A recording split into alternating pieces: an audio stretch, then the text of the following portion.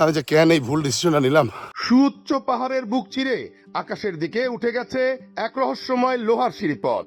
স্থানীয় আদিবাসীরা নিজেদের ভাষায় এই সিঁড়িকে মায়ুং কপাল বলে ডাকে, আমার এখন সত্যি খুব ভয় করতেছে। যার বাংলা অর্থ হাতির মাথা। আর ভ্রমণ প্রেমীরা ভালোবেসে এই সিঁড়ির নাম দিয়েছে স্বর্গের সিঁড়ি। কোনো মানুষ পাওয়া যায় না, একটা ছোট্ট বাবাকে, কিশোর একটা বাবাকে পাইছি। মেঘ, পাহাড় এবং সবুজের অপার সৌন্দর্যকে ছুঁয়ে প্রচন্ড ভয়কে তুড়ি মেরে উড়িয়ে এই সিঁড়ি বেয়ে আজ আমি স্বর্গে প্রবেশ করব। বন্ধুরা, কিছুক্ষণের জন্য সকল ব্যস্ততা ফেলে স্বর্গ জয় করতে আপনারাও চলুন আমার সাথে।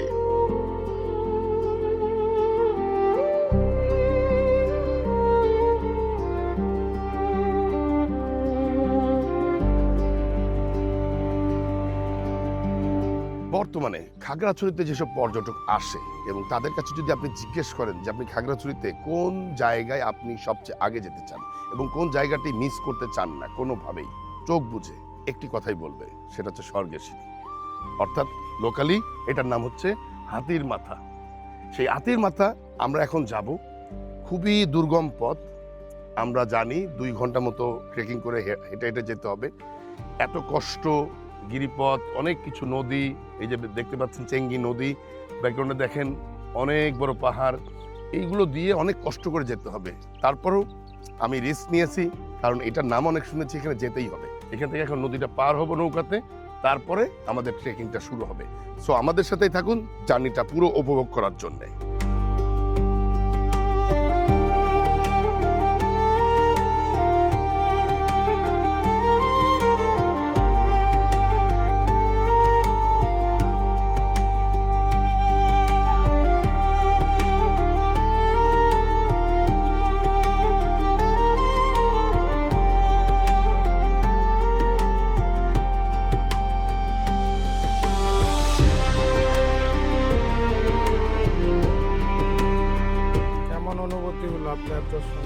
সমস্যা নাই, কোনো প্রবলেম নাই। ভালো কিছু পেতে হলে কষ্ট করতে হয়।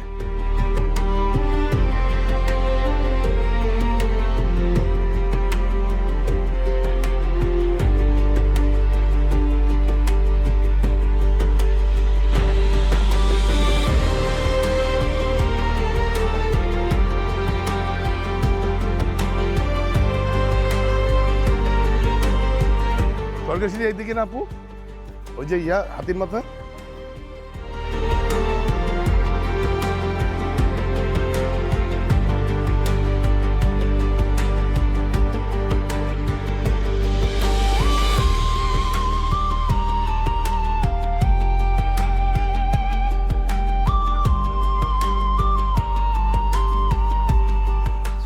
এই ফুলটার নাম হচ্ছে, ছোটবেলা থেকে এটাকে বলি মাইক ফুল, আর মাইকের মতন দেখতে, এই জন্যই বলি মাইক ফুল।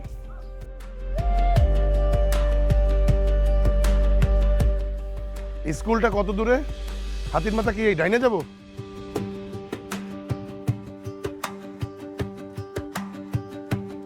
আমি তো আসলে শুটিং বাদে কোথাও যাই নাই, অনেক জায়গায় গেছি, বাংলাদেশের বিদেশেও গেছি, মালয়েশিয়া, নেপাল, ইন্ডিয়া শুটিংয়ে গেছি, কিন্তু আমি লাইফে কখনো আমি এরকম যেটাকে বলে অরিজিনালি ট্রেকিং, সেই ট্রেকিং বা এই ধরনের জার্নি আমার লাইফে নাই। এটা অনেক কষ্টের একটা কাজ। আমার বয়স এখন 40, এইগুলো করে বেসিক্যালি 25, 26, 22 বছর বয়সের পোলাপান, কিন্তু আমি 40 বছর বয়সে এটা শুরু করছি। শুরু করার কথা ছিল 36 বছর বয়সে। আমি গত 4 বছর ধরে আমি এই জীবন বেছে নেওয়ার স্বপ্ন দেখতেছিলাম, কিন্তু সেই সুযোগটা পাই নাই। তো এখন পেয়েছি। এখন থেকে আমি দেশ বিদেশের এরকম অলি গলি, অচেনা রাস্তায় আমি যেতে থাকবো আমার আননোন ডেস্টিনেশনে জার্নি। এখন কি ডাইনে যাব না বামে যাবো বুঝতেছি না, আর কাউকে তো পাচ্ছি না, এটাই বোধ হয়।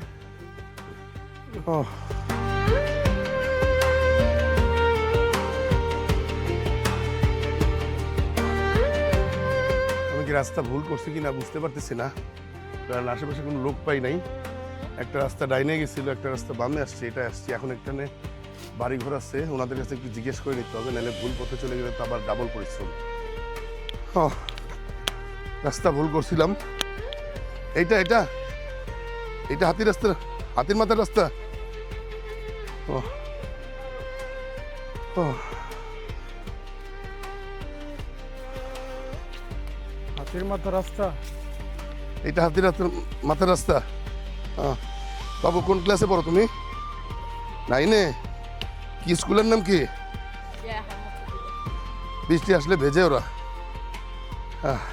এই যে সাঁকু পার হচ্ছেন, হ্যাঁ, এটার এক্সপিরিয়েন্স কি? কারণ এটা তো অসাম। আমি তো এই জীবনে আমি আসলে চাইছিলাম, আমার অভিনয় পেশার কারণে আমি পারি নাই এতদিন, তাই এই 40 বছর বয়সে বুদ্ধকালে আসছি। নমস্কার দিদি। হাতির রাস্তার রাস্তা অদ্ভুত এক এক্সপিরিয়েন্স, যেটা আমি আমার লাইফে কখনো পাই নাই। সেই এক্সপিরিয়েন্সই জানি না কতক্ষণ আসতে হবে। ইউটিউবে বিভিন্ন ভিডিও মেকাররা বলে 1-1.5 ঘন্টা, 2 ঘন্টা, কেউ বলে 2 ঘন্টা, কেউ বলে 1 ঘন্টা। কিছু করার নাই, এটাই জীবন, জার্নি জীবন এইরকমই। ও সুন্দর বাতাস, অনেক বোধহয় বৃষ্টি আসবে বা দূরে কোথাও বৃষ্টি হয়েছে, এই জন্য ঠান্ডা বাতাস আসছে।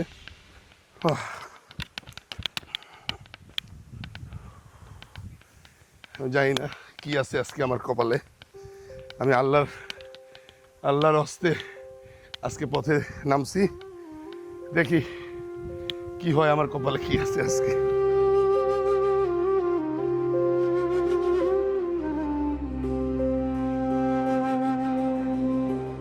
আমার এখন সত্যি খুব ভয় করতেছে। এটা একদমই সরু একটা একদম পাহাড়ি বাঁশঝাড়, একদম খুবই ভয়ঙ্কর একটা জায়গা। একটু ভয় ভয় করতেছে, আমি বুঝতেছি না। এখন যেহেতু সাহস করে আসছি, আল্লাহ ভরসা। এটা খুবই রিস্কি, আর আজকে কোনো পর্যটকও দেখতেছি না। মনে হচ্ছে আজকে রাস্তায় আমি একাই আজকে হাতির মাথায় যাওয়ার জন্য নামছি। এখন বৃষ্টি আসার সম্ভাবনা আছে, প্রচণ্ড টাফ একটা জার্নি। কী হবে আল্লাহ মাবুদ জানে, কোন পাশ দিয়ে যাওয়া লাগে, কিন্তু কোনো যাওয়ার পথই পাচ্ছি না। একটা গাইড নাই নিয়ে আসা বোধহয় খুব ভুল হয়ে গেছে। এই পানির ভিতর দিয়ে আসতে হবে দাদা, উপর দিয়ে যাওয়ার কোনো রাস্তা নাই। দর্শক, এইটাই হাতির মাথা যাওয়ার রাস্তা বলে এখন আমি জুতা পরে আসছি, কি করব বুঝতেছি না। হ্যাঁ দাদা, এইটা একটু এখানে রাখিয়ে দৌড় দিতে পারবো? শনি জুতা আমি বলতেছি যে জুতা খোলার জন্য। সেটা ঠিক আছে, কিন্তু জুতা ছাড়া আবার পা পিছলিয়ে যাবে তো। তো গেছে, পা মনে হয় কাটে গেছে, চলে গেছে।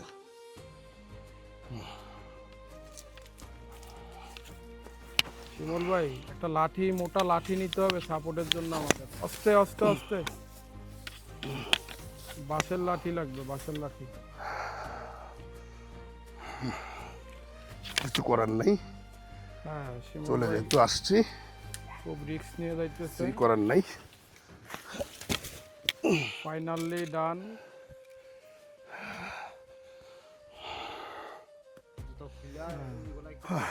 এসকে সুমন আমাদের সিনেমাটোগ্রাফারের জুতো আমি ধরে আসছি, কারণ পরিস্থিতি খুব খারাপ। এখানে তো টিম ওয়ার্ক করে আমরা কষ্ট করে যাচ্ছি, হ্যাঁ হ্যাঁ, কষ্ট না করলে হবে না। এই যে। আর কতক্ষণ লাগবে দিদি? আপনারা গেলে আর কতক্ষণ লাগে? আপনারা গেলে 3 ঘন্টা। কি বলে 3 ঘন্টা? উনি বলে কি ও, ভয় দেখায় নাকি? দিদি মজা করতে। ভয় দেখাচ্ছে?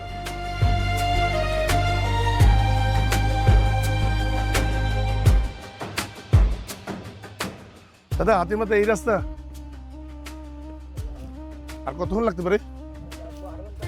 আধা ঘন্টা। আধা ঘন্টা দাদা।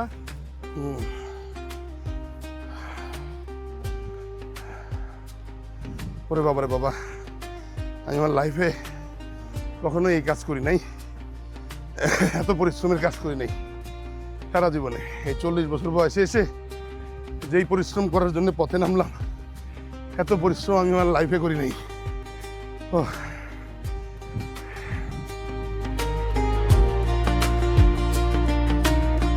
পানি খেয়ে নেন, হালকা একটু পানি খেয়ে নেন,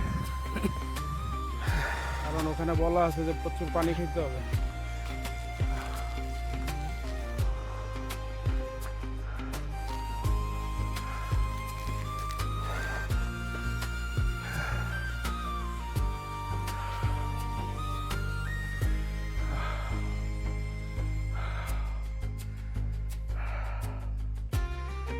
ঝান্ডা বের হয়ে গেছে হুট করে।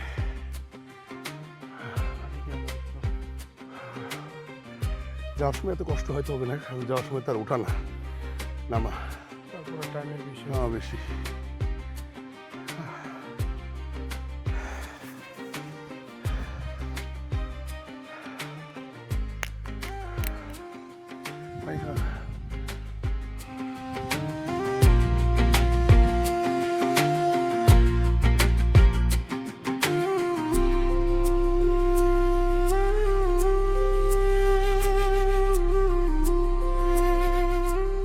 ও শান্তি, কি যে বাতাস আর সবুজ গাছগাছালি।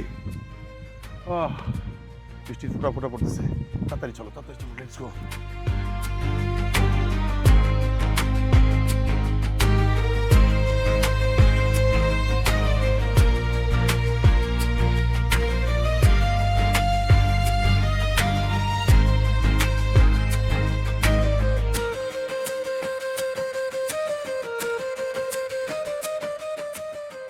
হ্যাঁ, ওই ইউটিউবে 2 ঘন্টা বলে ঠিকই আছে, যা আমাদের জন্য পারফেক্ট। ওনারা আধা ঘন্টা কেমনে যায় আমার মাথায় আসে না। ওনারা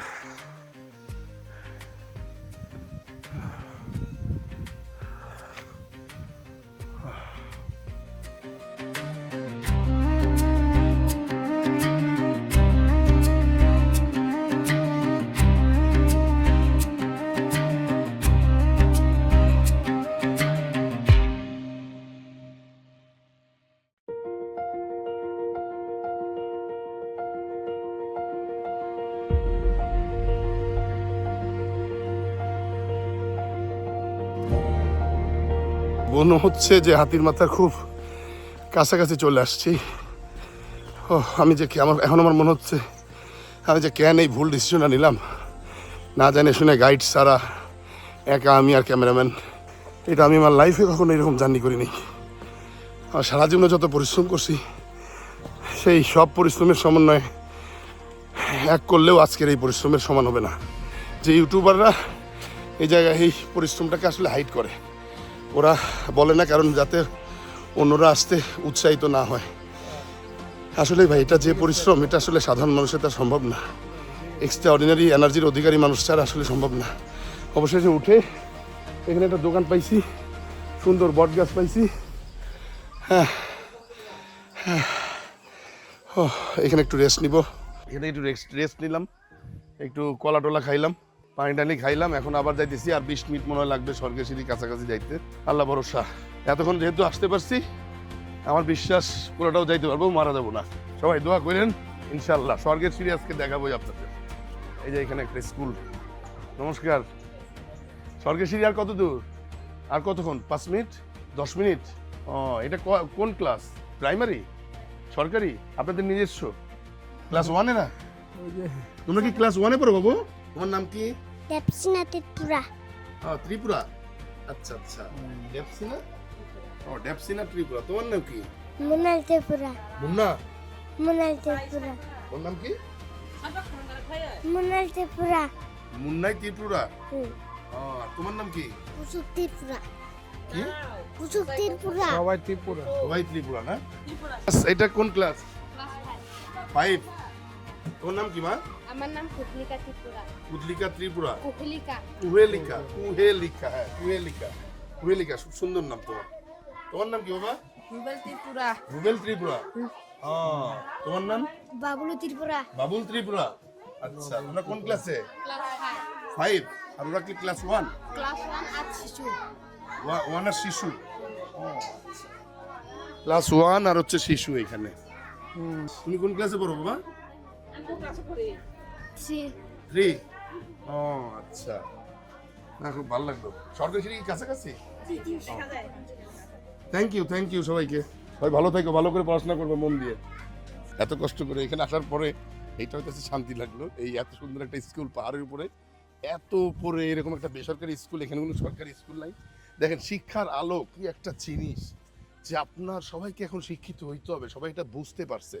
হ্যাঁ, এই পাহাড়িরা এত কষ্ট করে, এই পাহাড়ের উপরে কোনো সরকারি সুযোগ সুবিধা নাই, তারপরও এরা দেখেন কত বাচ্চা এখানে পড়াশোনা করতে আসছে। কারণ ওরা সবাই বুঝছে যে আসলে শিক্ষার কোনো বিকল্প নাই, শিক্ষা যে কী জিনিস ওরা বুঝতে পারছে, এবং একদম দেখবেন আদিবাসীরা ম্যাক্সিমামই শিক্ষিত, এবং এরা আপনি এই পাহাড়ি এলাকা ধরে আসবেন, দেখবেন সবাই স্কুলে যাচ্ছে, বাচ্চারা সবাই স্কুলে যায়, হেঁটে হেঁটে এত উপরে উপরে পাহাড়ে, হ্যাঁ সবাই স্কুলে যায়। এটা মনোমুগ্ধকর একটা বিষয় আসলে।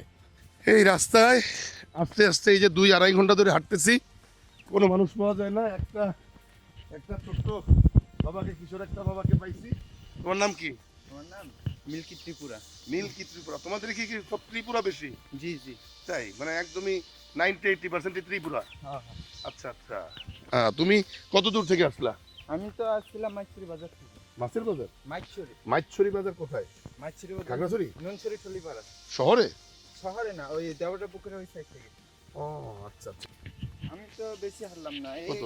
এই তো এই কয় কিলোমিটার? ধরি 4-5 কিলোমিটার। 4-5 কিলোমিটার। ও আমরা তো সরকার সিটির দিকে যাব। তুমি কি ওইদিকে যাবা? আমি শ্বশুর বাড়ি যাই। বিবাহিত নাকি? হ্যাঁ?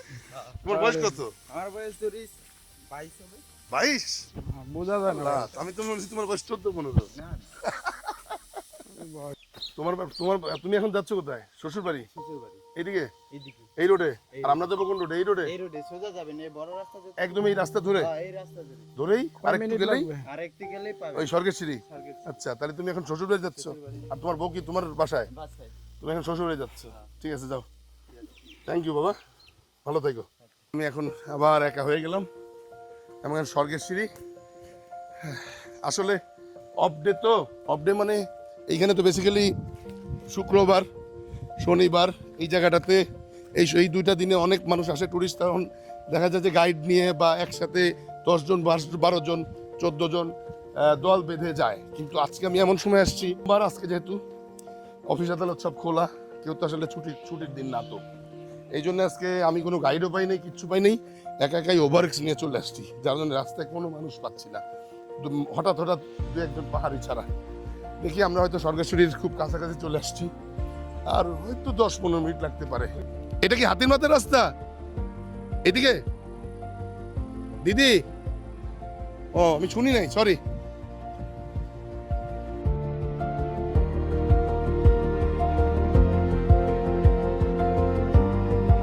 স্বর্গের সিঁড়ি,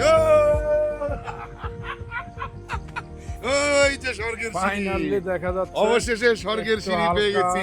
zoom একটু করে জুম করো, দেখুন। জুম করো, জুম করো, হ্যাঁ, জুম করে স্বর্গের সিঁড়ি দেখাও। ওই যে স্বর্গের সিঁড়ি, ওই যে ফাইনালি দেখা যাচ্ছে। ফাইনালি সেই স্বর্গের সিঁড়ি।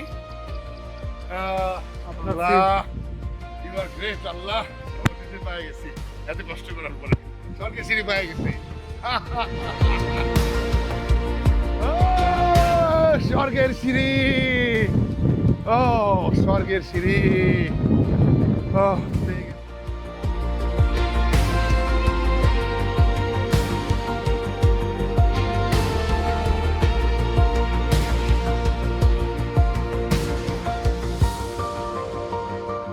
বন্ধুরা, এই সেই স্বর্গের সিঁড়ি, যেই স্বর্গের সিঁড়ির জন্য আমি গত প্রায় 3.5 ঘন্টা আমি হেঁটে আসলাম খাগড়াছড়ি শহর থেকে। 3.5 ঘন্টা টোটাল জার্নিটা, প্রায় 3.5 ঘন্টার খাগড়াছড়ি শহর থেকে এখানে। কিন্তু জামতলি নাকি ওইখান থেকে প্রায় 3.5 ঘন্টার উপরে, প্রায় 3 ঘন্টা পার হয়ে গেছে। হ্যাঁ, 3 ঘন্টা পার হয়ে গেছে। 3 ঘন্টা পার হওয়ার পরে অবশেষে আমি স্বর্গের সিঁড়িতে প্রথম ধাপ পাড়া দিছি। হাতির মাথা খ্যাত সেই স্বর্গের সিঁড়ি পাওয়া শুরু করছি। জানি না কি হবে, এটা অনেক উঁচু জায়গা। ইউ কান্ট ইমাজিন যে কতটা উঁচু, এটা কাছে থেকে না দেখলে বুঝবেন না। আর ড্রোন শটে কেবল বোঝা যায় যে আসলে কতটা উঁচু। আল্লাহ ভরসা, এটা লোহার সিঁড়ি, এটা একটা আস্থার জায়গা আছে যে এটা লোহার সিঁড়ি। দেখি যদি একবারে না পারি কয়েকবার রেস্ট নিয়ে নিয়ে যাব।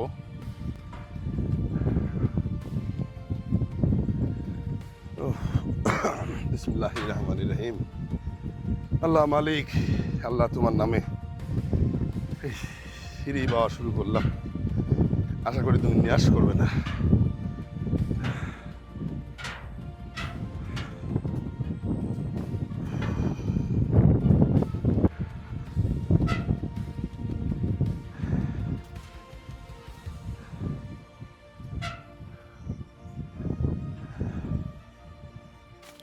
আল্লাহ ভরসা। এইটুকু করতেই মনে হয় যে জানটা বের হয়ে যেতেছে, 2 পা লেগে যাচ্ছে। অনেক খারাপ তো, এটাই সমস্যা। এই যে জায়গায় দাঁড়ানোর জন্য একটু জায়গা আছে, একটু রেস্ট নেওয়ার জন্য। 2015 সালেই সিঁড়ি করা হয়েছে, এই যে জং ধরে গেছে অলরেডি। এটা কিছুদিন পরে দেখা গেল যে আর ভেঙেও যাবে। দেখেন কি ভিউ! ও, আমরা এখন সর্বোচ্চ খাগড়াছড়ির সর্বোচ্চ পাহাড়ের উপর আছি। এইটার উপরে আর কোনো খাগড়াছড়ির পাহাড় নেই। একদম খাড়া একটা পাহাড়ের উপর উঠতেছি। 10-12 পা দিলেই মনে করেন যে একদম হাঁপায় পা বসে গেছে, 2 পা মনে হয় ভেঙে পড়তেছে। দাঁড়া, ওয়েট, রিস্ক নিও না, ভিডিও করা বন্ধ করো, ঠিক আছে? আগে উপরে উঠতে হবে, সাবধানে।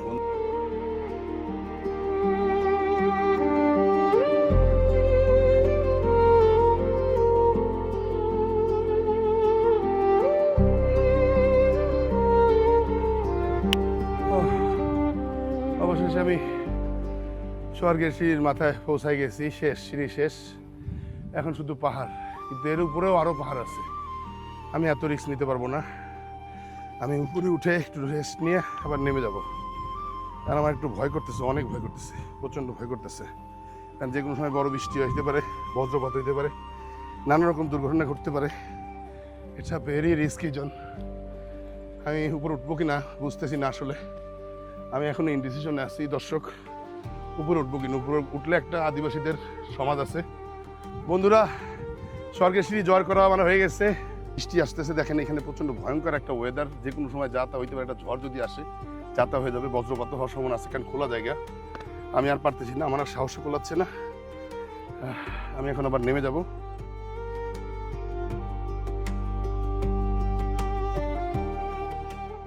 অবর্ণনীয় কষ্টে স্বর্গের সিঁড়ি জয় করে ক্লান্ত শরীর নিয়ে নিচে নামার সময় আমি হতবাক হয়ে গেলাম। স্কুল ছুটি হওয়া সেই বাচ্চাগুলো স্বর্গের সিঁড়ি বেয়ে এই দুর্গম পাহাড়ের চূড়ায় নিজেদের নিরে ফিরে যাচ্ছে। সত্যি পড়াশোনার প্রতি তাদের এই সর্বোচ্চ নিবেদন দেখে বাচ্চাগুলোর প্রতি নিবিড় ভালোবাসায় আমার চোখ ছলছল করছিল। আর ছলছলে সেই চোখ নিয়ে আমিও যেন সত্যিকারের কোনো স্বর্গ দেখে ফিরে যাচ্ছি রাজ্যের মুগ্ধতা নিয়ে।